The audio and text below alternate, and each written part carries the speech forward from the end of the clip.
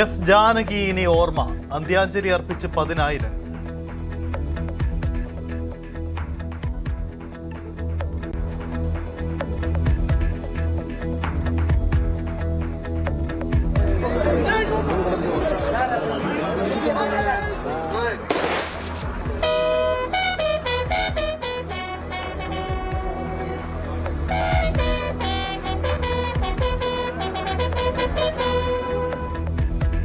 പൂർണ്ണ ബഹുമതികളോടെ മൃതദേഹം സംസ്കരിച്ചു.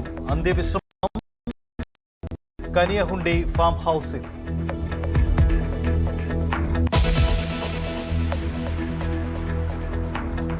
ജി സുകുമാരൻ നായർക്കെതിരെ ഉപരാഷ്ട്രപതി വിമർശനം. മന്നം സമാധിയിൽ പുഷ്പാർച്ചന നടത്താൻ അനുമതി നൽകാത്തതിൽ പെരുന്ന സ്വയം ശുദ്ധീകരിക്കപ്പെടണമെന്ന് സുരേഷ് ഗോപി. മതൽ മാർഗങ്ങൾ കണ്ടെത്തണമെന്നും കേന്ദ്രമന്ത്രി.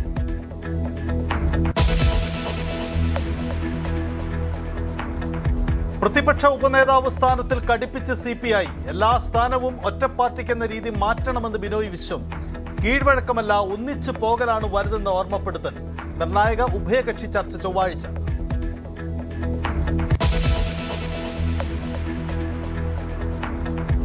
കള്ളാടി ദുരന്തത്തിൽ മരണം 8. കാണാതായ അവസാനത്തെ ആളുടെ മൃതദേഹവും കണ്ടെടുത്തത് തൊഴിലാളി വിക്രം റാണയുടെ മൃതദേഹം. മീനാക്ഷി പാലത്തിൽ ഗതാഗത നിയന്ത്രണം തുടരും.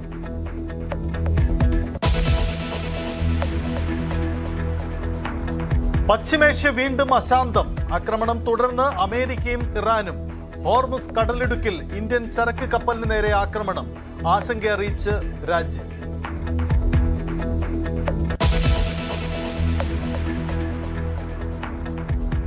ഫിഫ റാങ്കിങ്ങിലെ ആദ്യ 4 സ്ഥാനക്കാരും ലോകകപ്പ് സെമിയിൽ. ആദ്യ സെമിയിൽ ഫ്രാൻസിനെ കാത്ത് സ്പെയിൻ. അർജന്റീന ഇംഗ്ലണ്ട് പോരാട്ടം വ്യാഴാഴ്ച. ലോകകപ്പിൽ 15 നോക്കൌട്ട് മത്സരങ്ങൾ കളിച്ച ആദ്യ താരമായി മെസ്സി.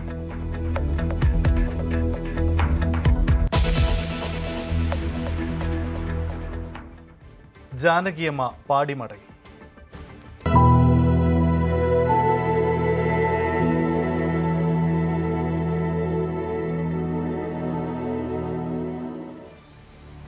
എസ് ജാനകിയമ്മയ്ക്ക് അന്ത്യാഞ്ജലി അർപ്പിച്ച ആയിരങ്ങൾ. കനിയനഹുണ്ടി ഫാം ഹൗസിൽ കർണാടക സർക്കാരിന്റെ പൂർണ്ണ ഔദ്യോഗിക ബഹുമതികളോടെ സംസ്കാര ചടങ്ങുകൾ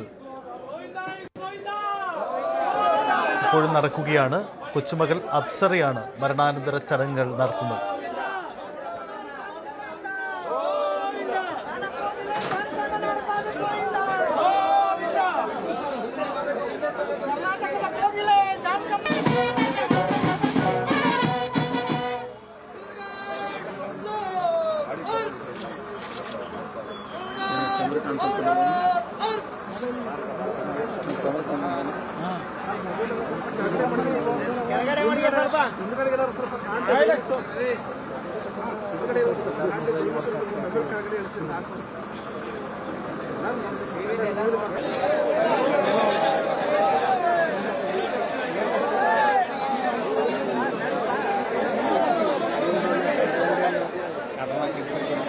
ആർ കിരൺ ബാബു ചേരുന്നു. കിരൺ, പ്രമുഖരുടെ സാന്നിധ്യം എങ്ങനെയായിരുന്നു? ഒപ്പം ചടങ്ങുകൾ പാടിത്തീർത്തത് 48,000-ഓളം ഗാനങ്ങളാണ്. മലയാളികളുടെ, തമിഴരുടെ, കന്നഡികരുടെ ഒക്കെ മനസ്സിൽ പതിഞ്ഞുകിടക്കുന്ന 1000-ലധികം ഗാനങ്ങൾ, ഓരോ ഭാഷയിലും പാടിയ ഗാനങ്ങൾ, അതെല്ലാം അവശേഷിപ്പിച്ച് എസ് ജാനകി എന്ന മലയാളിയുടെ പ്രിയപ്പെട്ട ജാനകിയമ്മ വിടവാങ്ങിയിരിക്കുന്നു. പൂർണ്ണ ഔദ്യോഗിക ബഹുമതികളോടെയായിരുന്നു സംസ്കാര ചടങ്ങുകൾ പൂർണ്ണമായി കൊണ്ടിരിക്കുകയാണ്. മൈസൂരുവിലെ കനിയനഹുണ്ടി ഫാം ഹൗസിൽ നടന്ന ചടങ്ങിലാണ് എസ് ജാനകിയുടെ പേരക്കുട്ടി അപ്സരയാണ് അന്ത്യകർമ്മങ്ങൾ നിർവഹിച്ചത്. തൻ്റെ മകൻ്റെ മകളാണ് അപ്സര. മകൻ നേരത്തെ അന്തരിച്ചിരുന്നു. അദ്ദേഹത്തിൻ്റെ മകൾക്കൊപ്പമായിരുന്നു താമസം. ആ കൊച്ചുമകൾ തന്നെയാണ് അന്ത്യകർമ്മങ്ങൾ നിർവഹിച്ചതും. ഗായിക KS ചിത്ര ഉൾപ്പെടെയുള്ള പ്രമുഖരെല്ലാം അന്ത്യോപചാരം അർപ്പിക്കാൻ എത്തിയിരുന്നു. KS ചിത്രയുടെ കണ്ണീരണിഞ്ഞുകൊണ്ടാണ് KS ചിത്ര ജാനകിയമ്മയ്ക്ക് അന്ത്യോപചാരം അർപ്പിച്ചത്. ആസ്വാദകർക്ക്, അത് കാണുന്ന കാഴ്ചക്കാർക്കടക്കം അവരുടെ ഹൃദയത്തിലേക്ക് പതിയുന്ന ദൃശ്യങ്ങൾ കൂടിയായിരുന്നു KS ചിത്ര എന്ന മലയാളത്തിൻ്റെ വാനമ്പാടി തൻ്റെ ഗുരുവും തനിക്കൊപ്പം പാടിയിട്ടുള്ള ആളുമൊക്കെയായ, അല്ലെങ്കിൽ തന്നെ മലയാള ഗാനരംഗത്ത് തനിക്ക് മുമ്പേ പേര് എഴുതി ചേർത്ത S.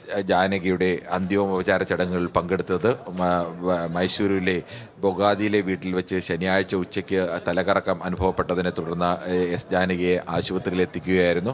പ്രായത്തിൻ്റെതായ അസുഖങ്ങളും അവശതകളുമൊക്കെ അവർക്കുണ്ടായിരുന്നു. ഇന്നലെ വൈകുന്നേരത്തോടു കൂടിയാണ് അന്തരിച്ചത്. ഏക മകൻ മുരളീകൃഷ്ണ ജനുവരിയിൽ മരണമടഞ്ഞിരുന്നു. ഇതിനെ തുടർന്നാണ് അവർ കടുത്ത മാനസികമായ പ്രയാസത്തിലും ശാരീരിക പ്രയാസങ്ങളിലുമൊക്കെ ആയിരുന്നു. മകൻ്റെ മരണം വല്ലാതെ ജാനകിയമ്മയെ ഉലച്ചിരുന്നു. പേരക്കുട്ടിക്കൊപ്പമായിരുന്നു, മൈസൂരിൽ തന്നെയായിരുന്നു താമസം. S. ജാനകി മരണമടയുമ്പോൾ മലയാളിയുടെ സ്വന്തം ജാനകിയമ്മയാണെങ്കിൽ തമിഴനും തെലുങ്കനും കന്നഡികർക്കുമൊക്കെ ഓരോരുത്തർക്കും ഓർക്കാൻ എത്രയെങ്കിലും അവരുടെ ഓരോ മാനുഷിക വികാരങ്ങൾ, സന്തോഷത്തിലായാലും സന്താപത്തിലായാലും അവരുടെ വാത്സല്യം എന്ന വികാരമായാലും പ്രണയമായാലും ഏത് വികാരത്തിലും വിരഹത്തിലുമെല്ലാം ഓരോ മാനസിക വികാരത്തിനൊപ്പം ചേർന്ന് നിൽക്കുന്ന, അല്ലെങ്കിൽ അതിന് ഏറ്റവും യോജിക്കുന്ന എത്രയെങ്കിലും പാട്ടുകൾ ജാനകിയമ്മയുടേതായിട്ടുണ്ട്. ഈ ഓരോ ഭാഷക്കാരും അവരോരോരുത്തരും ഞങ്ങളുടെ പാട്ടുകാരിയാണ്, ഞങ്ങളുടെ സ്വന്തം പാട്ടുകാരിയാണ് എന്ന് വിശ്വസിക്കുന്ന ഒരു ഗായിക, അനശ്വരയായ ഒരു ഗായികയാണ്.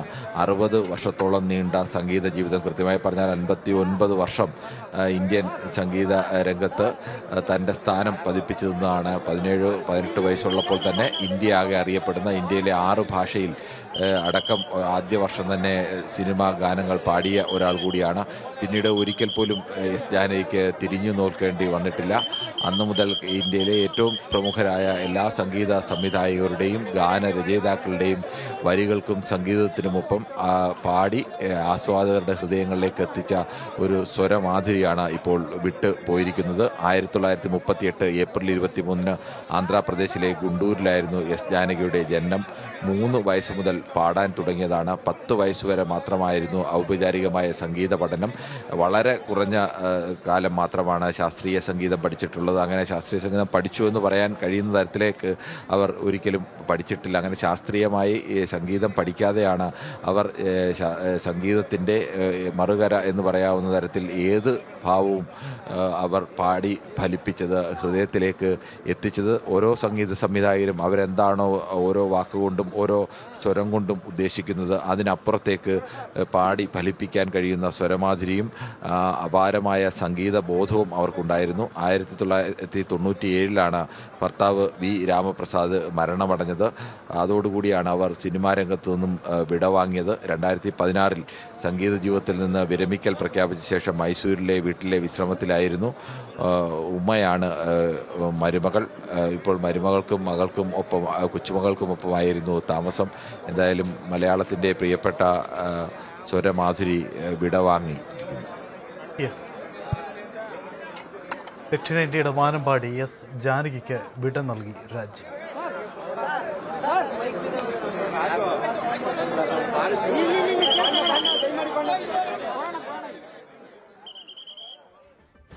NSS ജനറൽ സെക്രട്ടറി സുകുമാരൻ നായരെ ലക്ഷ്യമിട്ട് രൂക്ഷ വിമർശനവുമായി ഉപരാഷ്ട്രപതി. മന്നം സ്മൃതി എല്ലാവർക്കും വരാനുള്ള ഇടമാണെന്ന് പറഞ്ഞാണ് വിമർശനം. താനാണ് ജനറൽ സെക്രട്ടറി, അതുകൊണ്ട് ഇന്നയാൾക്ക് ഇവിടെ വരാം, ഇന്നയാൾ വരണ്ട എന്ന് തീരുമാനിക്കാമെന്ന ചിന്ത ആർക്കും ഉണ്ടാവാൻ പാടില്ലെന്ന് ഉപരാഷ്ട്രപതി CP രാധാകൃഷ്ണൻ പറഞ്ഞു. കഴിഞ്ഞ ഫെബ്രുവരിയിൽ ചങ്ങനാശ്ശേരിയിലെത്തിയ ഉപരാഷ്ട്രപതിക്ക് മന്നം സമാധിയിൽ പുഷ്പാർച്ചന നടത്താൻ അനുമതി നൽകിയിരുന്നില്ല.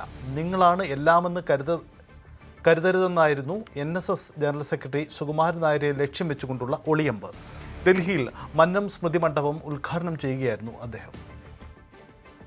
My humble request to all the trust NSS all over the world. You never think that you are everything. You are everything because of the great contribution of our Karma Yogi Manat Padmanabhanji. So we are only a tool to continue this good legacy. So we should take the society with us. I am the president. I am the general secretary. So you should not come, you should not come, we should not come. That should not be our aim. Everybody should come, everyone should contribute, everyone should solve. NSSന്റെ ഔദ്യോഗിക വിഭാഗവുമായി ബന്ധമില്ലാത്ത സംഘടനയാണ് Delhi NSS കൂട്ടായ്മ. ഇവരാണ് സ്മൃതി മണ്ഡപം സ്ഥാപിച്ചത്. വിമർശനവുമായി കേന്ദ്രമന്ത്രി സുരേഷ് ഗോപിയും രംഗത്ത് വന്നു. പെരുന്ന സ്വയം ശുദ്ധീകരിക്കപ്പെടുമെന്ന് സുരേഷ് ഗോപി പറഞ്ഞു. തെരഞ്ഞെടുപ്പിന് ശേഷം വലിയ മാറ്റങ്ങൾ കണ്ടു തുടങ്ങിയിട്ടുണ്ട്. ബദൽ മാർഗങ്ങൾ കണ്ടെത്തണമെന്നും സുരേഷ് ഗോപി പറഞ്ഞു. പ്രതിപക്ഷ ഉപനേതാവ് സ്ഥാനം CPIക്ക് അവകാശപ്പെട്ടതെന്ന നിലപാട് ആവർത്തിക്കുകയാണ് സംസ്ഥാന സെക്രട്ടറി ബിനോയ് വിശ്വം.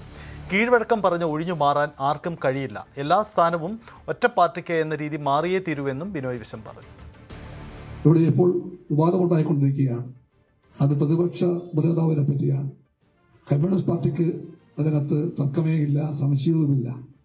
ആ സ്ഥാനം CPIക്ക് അവകാശപ്പെട്ട ഒന്നാണ്. അവിടെ കീഴ്വഴക്കം പറഞ്ഞുകൊണ്ട് ഒഴിഞ്ഞു മാറി പോകാൻ ആർക്കും കഴിയില്ല. എല്ലാ കീഴ്വഴക്കവും മാറേണ്ടി വന്നാൽ മാറിയേ തീരൂ. കീഴ്വഴക്കമല്ല വലുത്, രാഷ്ട്രീയമാണ് വലുത്.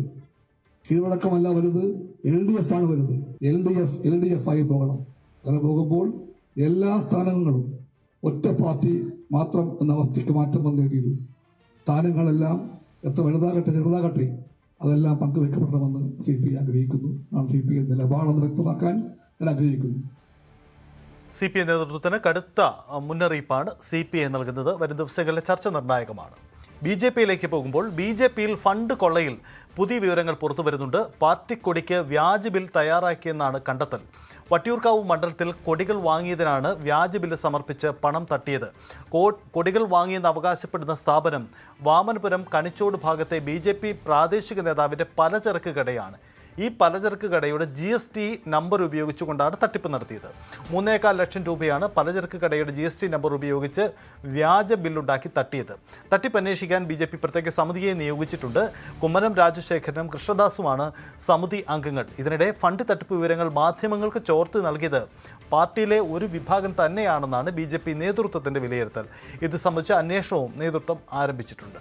വിദേശത്താണ് ഇപ്പോൾ നിലവിൽ സംസ്ഥാന അധ്യക്ഷൻ രാജീവ് ചന്ദ്രശേഖർ. അദ്ദേഹം തിരിച്ചെത്തിയാൽ ഉടൻ കോർ കമ്മിറ്റിയും വിളിച്ചു ചേർക്കും.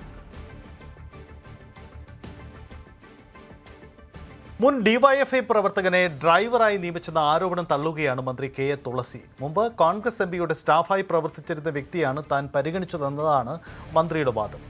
അതേസമയം യൂത്ത് കോൺഗ്രസ് നേതൃത്വം ഈ വാദങ്ങളൊക്കെ തള്ളുകയാണ്. കാരണം മറ്റ് രാഷ്ട്രീയ ബന്ധമുള്ളവരെ മന്ത്രിമാരുടെ സ്റ്റാഫിൽ ഉൾപ്പെടുന്നതിനെതിരെ കടുത്ത നീക്കത്തിനാണ് യൂത്ത് കോൺഗ്രസ് ഒരുങ്ങുന്നത്. മന്ത്രിമാരുടെ സ്റ്റാഫ് നിയമനത്തിനെതിരെ AICCക്ക് പരാതി നൽകാൻ ഒരുങ്ങുന്നു യൂത്ത് കോൺഗ്രസ്. മന്ത്രിമാരുടെ സ്റ്റാഫ് നിയമനവും സർക്കാർ അഭിഭാഷക നിയമനങ്ങളും കോൺഗ്രസിൽ വലിയ വിവാദമായി മാറുകയാണ്. SFI നേതാവായിരുന്ന ജയോള ജെയിംസിനെ സർക്കാർ അഭിഭാഷകയായി നിയമിച്ചതും തൃശ്ശൂരിൽ ABVP നേതാവായിരുന്ന DS ശരത്തിനെ സീനിയർ പ്ലീഡറാക്കിയതും വലിയ വിവാദം സൃഷ്ടിച്ചിരുന്നു.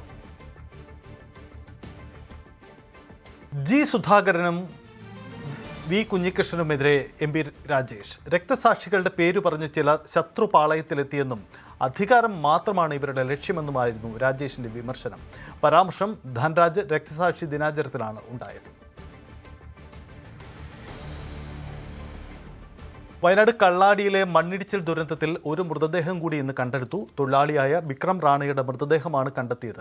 ഇനി മറ്റാരെയും കണ്ടെത്താനില്ലെന്നാണ് കരുതുന്നത്. 6ാം ദിവസത്തിലെ തിരച്ചിലാണ് മൃതദേഹം കണ്ടെത്തിയത്. തിരച്ചിലിൻ്റെ ഭാഗമായി മീനാക്ഷി പാലത്തിൽ ഗതാഗത നിയന്ത്രണം ഏർപ്പെടുത്തിയിട്ടുണ്ട്. അത് തൽക്കാലവും തുടരാനാണ് തീരുമാനം.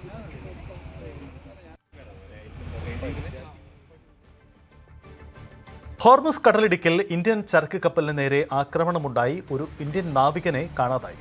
10 നാവികരെ രക്ഷപ്പെടുത്തിയെന്ന് ഇന്ത്യൻ വിദേശകാര്യ മന്ത്രാലയം തന്നെ സ്ഥിരീകരിച്ചു.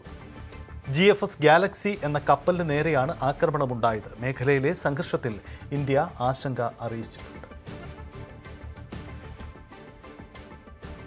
ഖത്തറിന്റെ മുൻ ഭരണാധികാരി Sheikh Hamad bin Khalifa Al Thani അന്തരിച്ചു. 74 വയസ്സായിരുന്നു അദ്ദേഹത്തിന്. ഖത്തറിനെ ആഗോള നയതന്ത്ര രംഗത്തും സാമ്പത്തിക മാധ്യമ മേഖലകളിലും വൻ ശക്തിയാക്കി മാറ്റിയ ദീർഘദർശിയായ നേതാവായിരുന്നു അദ്ദേഹം. അൽ ജസീറ മാധ്യമത്തിൻ്റെ സ്ഥാപകൻ കൂടിയാണ് അദ്ദേഹം. പ്രധാനമന്ത്രി നരേന്ദ്രമോദി അടക്കം മരണത്തിൽ അനുശോചനം രേഖപ്പെടുത്തിയിട്ടുണ്ട്. ഇനി സെമി പോരാട്ടം. Football in association with Methar Eagle FC Kerala.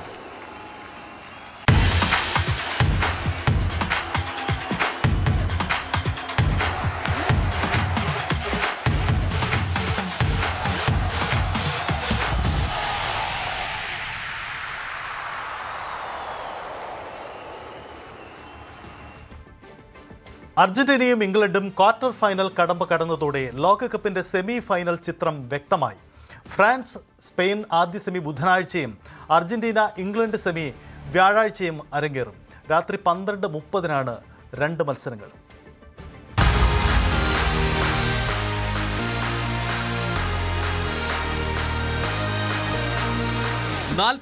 ടീമുകളാണ് കളമൊഴിഞ്ഞത്. ഇനി അവർ 4 പേർ മാത്രം.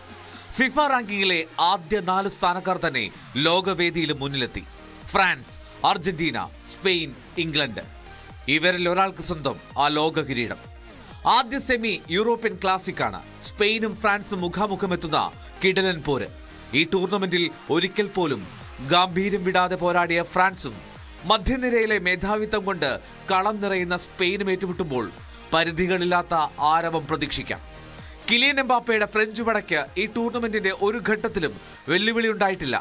വേഗതയ്ക്കും ആക്രമണത്തിനും പ്രാധാന്യം നൽകിയുള്ള ഹൈബ്രിഡ് ശൈലിയാണ് സ്പെയിനിന് കരുത്താവുന്നത്.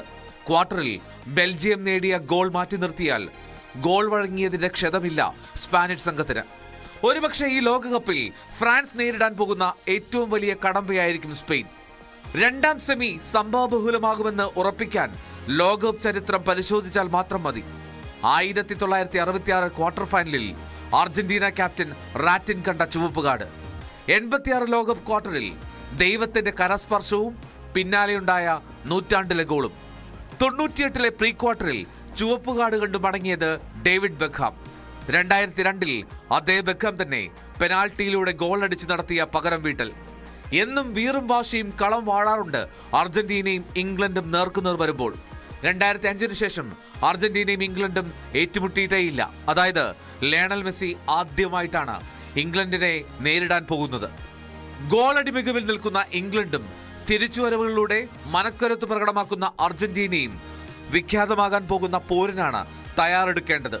2 മികച്ച പരിശീലകരുടെ തന്ത്രങ്ങൾ കൂടിയാകും രണ്ടാം സെമിയിൽ ഏറ്റുമുട്ടാൻ പോകുന്നത്. ശ്വാസമടക്കി ലോകകപ്പ് കാണുന്ന ആരാധകർക്ക് ഇനി അവശേഷിക്കുന്നത് ലൂസേഴ്സ് ഫൈനൽ ഉൾപ്പെടെ 4 പോരാട്ടങ്ങൾ മാത്രം. വ്യാഴാഴ്ച നേരം പുലരുമ്പോൾ വ്യക്തമാകും ആ സ്വപ്ന കിരീടം തേടിയിറങ്ങുന്നവർ ആരൊക്കെയെന്ന്. World cup desk, news 18.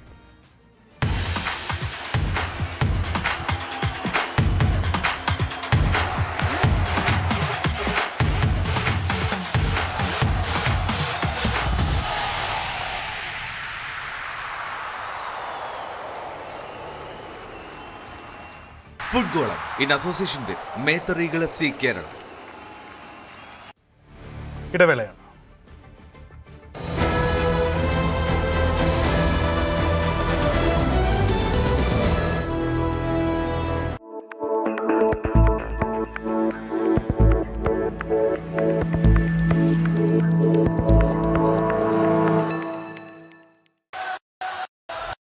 You think champions made in the arena?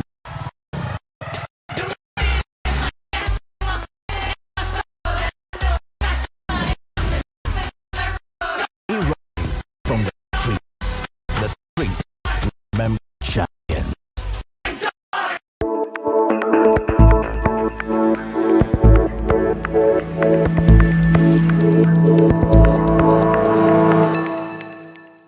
Indian സാമ്പത്തിക രംഗവും ഭരണനിർവഹണ സംവിധാനങ്ങളും ഡിജിറ്റൽ യുഗത്തിൽ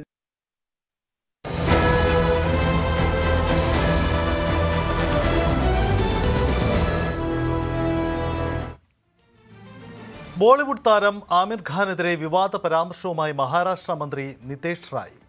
ആമിർ ഖാൻ ലവ് ജിഹാദിന്റെ ബ്രാൻഡ് അംബാസിഡറായെന്നാണ് മന്ത്രിയുടെ പരാമർശം.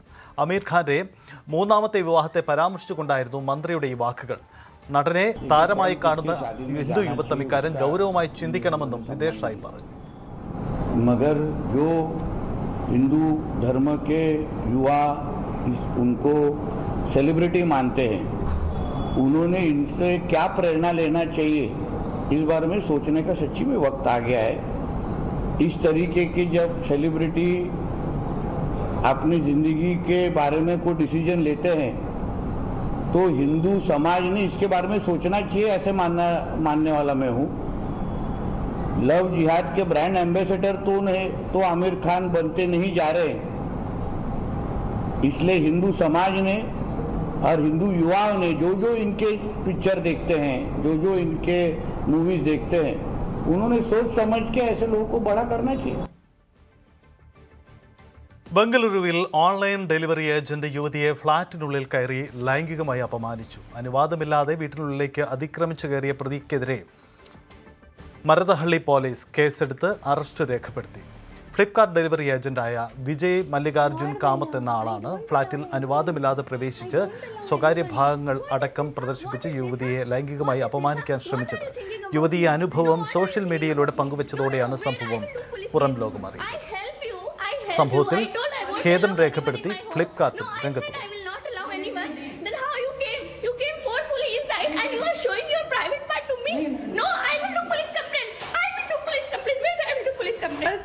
पेमेंट कर रही थी, मेरे को बोलता है मैम मेरे को वॉशरूम जाना है.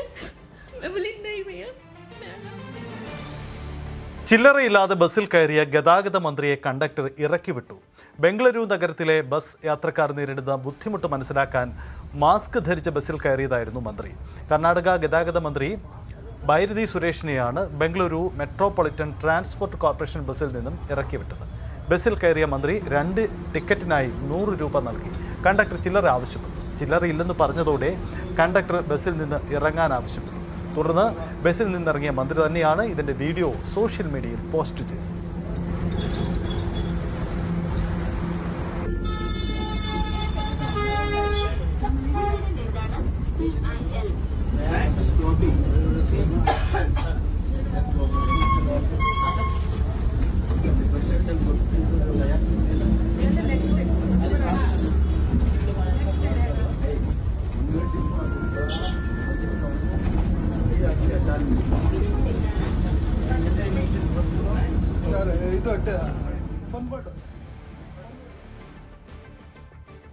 കോറോ ഹെൽത്തിന് പിന്നാലെ വീണ്ടും കൂട്ടപ്പിരിച്ചുവിടൽ വന്നതോടെ IT അധിഷ്ഠിത തൊഴിൽ മേഖലയിൽ ആശങ്ക കൂടുതൽ ശക്തമാവുകയാണ്. ഒറ്റ നോട്ടീസിൽ ജീവനക്കാരെ പിരിച്ചുവിടാൻ കഴിയുന്ന യാതൊരു തൊഴിൽ സുരക്ഷയുമില്ലാത്ത മേഖലയായി രംഗം മാറുകയാണെന്ന് തിരിച്ചറിവിലാണ് ഉദ്യോഗാർത്ഥികളും. തൃക്കാക്കരയിലെ ടാൾടോപ്പ് എന്ന കമ്പനിയാണ് 300-ലധികം ജീവനക്കാരെ പുതിയതായി പിരിച്ചുവിട്ടത്. കഴിഞ്ഞ 11 മാസമായി ഇവർക്കുള്ള ശമ്പളവും ആനുകൂല്യങ്ങളും നൽകിയിട്ടുമില്ല. ശമ്പളം എന്ന് നൽകുമെന്നതിന് കമ്പനി പ്രതിനിധികൾ വ്യക്തമായ ഒരു ഉത്തരവും നൽകിയിട്ടില്ല. നിലവിലെ സാഹചര്യത്തിൽ കൂടുതൽ പേർക്ക് തൊഴിൽ നഷ്ടപ്പെടാനാണ് സാധ്യതയെന്നാണ് IT മേഖലയിലെ വിദഗ്ധൻ എൽദോ ചെറുക്കച്ചാലടക്കമുള്ളവർ പഠിച്ച വിഷയത്തിൽ ജോലി കിട്ടാതിരിക്കുക, ഇതെല്ലാം അടുത്ത വർഷങ്ങളിൽ നമ്മൾ അഭിമുഖീകരിക്കേണ്ടതായിട്ടുള്ള ഒരു വലിയ പ്രശ്നമായിട്ടുണ്ട്. ആദ്യമായിട്ട് ഈ യാഥാർത്ഥ്യത്തെ ഉൾക്കൊള്ളുക എന്നതാണ് വേണ്ടത്.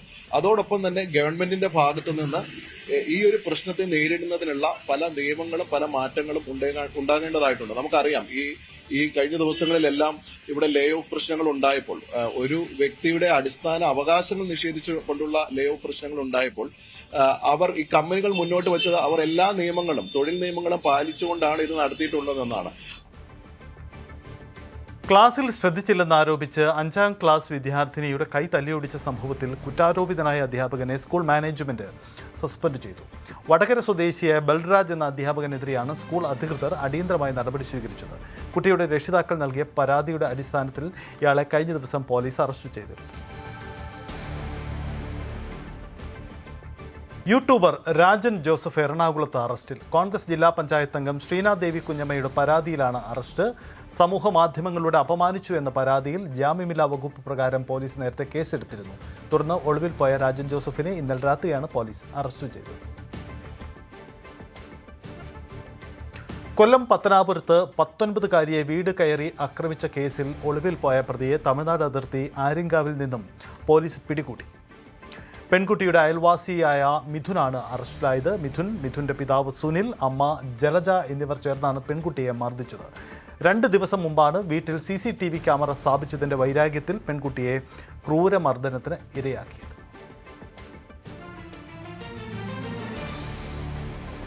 കോഴിക്കോട് മെഡിക്കൽ കോളേജിൽ കൂട്ടിരിപ്പുകാരൻ ബ്ലേഡ് ഉപയോഗിച്ച് കൈഞ്ഞരമ്പ് മുറിച്ചു. ഭാര്യയെയും കുഞ്ഞിനെയും കാണാൻ അനുവദിച്ചില്ലെന്ന് ആരോപിച്ചുകൊണ്ടായിരുന്നു പരാക്രമം. ഇയാൾ മദ്യലഹരിയിലായിരുന്നുവെന്നാണ് നാട്ടുകാർ പറയുന്നത്. സെക്യൂരിറ്റി ജീവനക്കാർ അറിയിച്ചതിനെ തുടർന്ന് പോലീസ് എത്തി ഇയാളെ സ്ഥലത്തു നിന്നും മാറ്റി.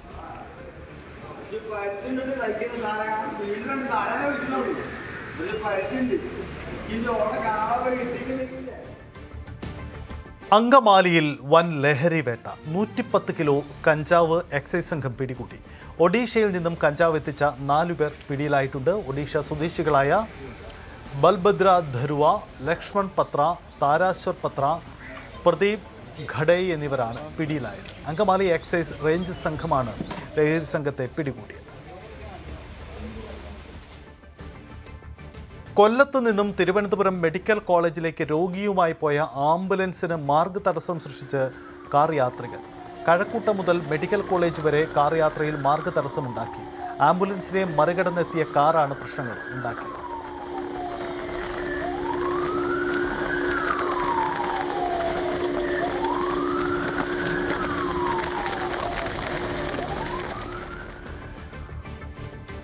വയസ്സ് 110 എത്തുമ്പോഴും കർമ്മനിരതനായിരിക്കുന്ന ഒരാൾ കോതമംഗലത്തുണ്ട്. വെട്ടാമ്പാറ അതിരമ്പുഴയിൽ എസ്തപ്പാനോസ്. കൃഷിപ്പണിയാണ് തൻ്റെ ദീർഘായുസിൻ്റെ രഹസ്യമെന്ന് ഈ മുതുമുത്തച്ഛൻ പറയും. തലമുറകളുടെ കാരണവരെ വീട്ടുകാരും നാട്ടുകാരും ചേർന്ന് ആദരിച്ചു. 1917 ജനുവരിയിലാണ് എസ്തപ്പാനോസിന്റെ ജനനം. 4ാം ക്ലാസ് വരെ മാത്രം വിദ്യാഭ്യാസം. പിന്നീട് ഇങ്ങോട്ട് കൃഷിയിലായി ശ്രദ്ധ.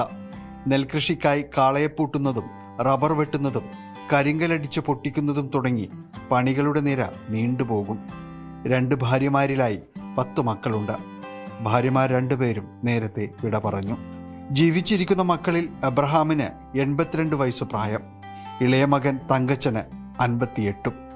12 കൊച്ചുമക്കളും അവരുടെ മക്കളും ഉൾപ്പെടെ തലമുറകളുടെ സ്നേഹം ഏറ്റുവാങ്ങുകയാണ് എസ്തപ്പാനോസ്. ഇത്രയും വയസ്സായിട്ടുള്ളൊരു ആളെ കിട്ടുക എന്ന് പറഞ്ഞാൽ വളരെ അത്ര എളുപ്പമുള്ള കാര്യമല്ല.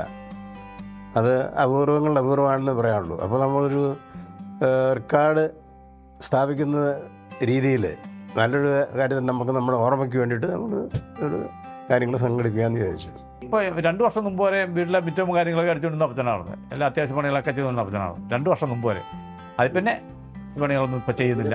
നിലവിൽ ഇപ്പോൾ ഒരു മരുന്നും കഴിക്കുന്നില്ല. കഴിച്ചിട്ടെന്ന് പറഞ്ഞാൽ 4 സോല ആൻറ്റിബയോട്ടിക് മരുന്ന് കഴിച്ചിട്ടുണ്ട്, അല്ലാതെ വേറെ മരുന്നില്ല. 2.5 വർഷം മുൻപ് വീടിനുള്ളിൽ തെന്നി വീണതൊഴിച്ചാൽ മറ്റാരോഗ്യ പ്രശ്നങ്ങളില്ല. ഇപ്പോഴും യാതൊരുവിധ മരുന്നും കഴിക്കാതെ ജീവിതം മുന്നോട്ട് കൊണ്ടുപോകുന്നു. 3000-ലധികം ചതുരശ്രടി വിസ്തീർണമുള്ള വീട്ടുമുറ്റം അടിച്ചു വാരുന്നതും അടുത്ത കാലം വരെയും ഇദ്ദേഹം തന്നെയായിരുന്നു. ദിവസേന 2 ഏത്തപ്പഴവും ലഘുഭക്ഷണവുമാണ് കഴിക്കുന്നത്. കഠിനാധ്വാനിയായിരുന്ന ചെറുപ്പകാലവും പിന്നീടുള്ള ചിട്ടയായ ജീവിത രീതികളും മൂലം ജീവിതശൈലി രോഗങ്ങൾ പോലും ഉണ്ടായിട്ടില്ല. വീട്ടിൽ നടക്കുന്ന ആഘോഷങ്ങളിലും ആദരവുകളിലും ജനപ്രതിനിധികൾ ഉൾപ്പെടെയുള്ളവർ പങ്കെടുക്കും. ന്യൂസ് 18 കൊച്ചി. ഇനി സ്വർണ്ണവെള്ളി നിരക്കുകൾ. കവിത ഗോൾഡ് ആൻഡ് ഡയമണ്ട്സ് ഇന്നത്തെ സ്വർണ്ണവെള്ളി നിരക്കുകൾ നിങ്ങൾക്കായി സമർപ്പിക്കുന്നത് കവിത ഗോൾഡ് ആൻഡ് ഡയമണ്ട്സ്. ജൂലൈ 11 മുതൽ ഷാർജ റോളയിലും. സ്വർണം 22 ക്യാരറ്റ് ഗ്രാമിന് 13,230, പവന് 1,05,840. 18 ക്യാരറ്റ് ഗ്രാമിന് 10,930, പവന് 87,440. വെള്ളി ഗ്രാമിന് 235, കിലോഗ്രാമിന് 2,35,000. കവിത ഗോൾഡ് ആൻഡ് ഡയമണ്ട്സ് ഇന്നത്തെ സ്വർണ്ണം വെള്ളി നിരക്കുകൾ നിങ്ങൾക്കായി സമർപ്പിച്ചത് Kavitha gold and diamonds. July 11 മുതൽ ഷാർജ റോളയിലും. ബുള്ളറ്റിൻ പൂർണ്ണമാവും.